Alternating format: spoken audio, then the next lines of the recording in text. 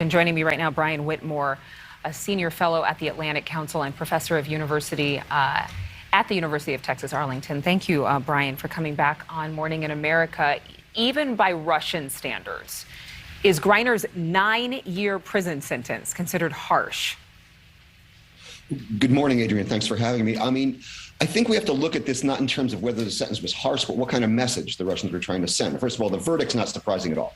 Russian courts have a 99% conviction rate in non-politicized cases. In politicized cases, I'd say that's closer to 100%. The sentence was a message. It's Moscow attempting to get leverage to get the best possible swap they can get. And I think that's what the 9.5-year sentence was all about. And the administration's reaction to it seems to reflect that they see this as an effort to pressure the United States to get a better. They want Victor Bout. They want Victor Bout, and they're trying to get a deal here. This is what this is all about. It's hostage taking, pure and simple. So do you think, and Joe Khalil mentioned Victor Bout, that convicted arms smuggler.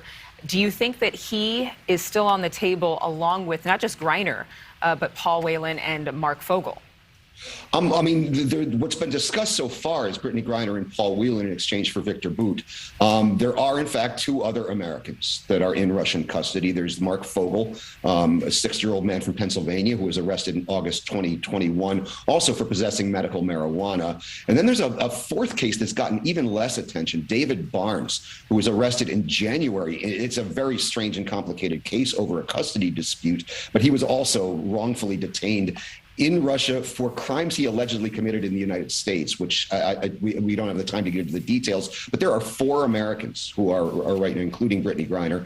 And Victor Bout is not the only Russian citizen that the Kremlin would like to get released. There's also Vladislav Klushin, who pleaded guilty in a court in Boston to an $82 million insider trading and hacking scam.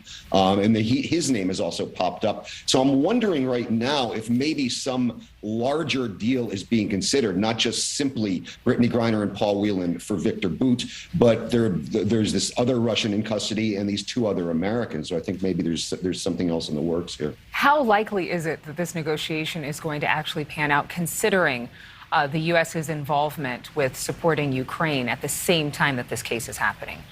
Well, I like to think that we can compartmentalize these things. Even during the Cold War, the United States and the Soviet Union were engaged in proxy wars all over the world. But yet we did manage to cooperate and compartmentalize things on other issues. So I'm certainly hoping that this is the case. I know the White House hopes this is the case, but it remains to be seen whether Russia thinks this is the case right now. Again, we're dealing with a regime that takes hostages. And that's what they're doing here. So I think if we can go by the old model, this could be compartmentalized like it has been in the past, but we'll see going forward.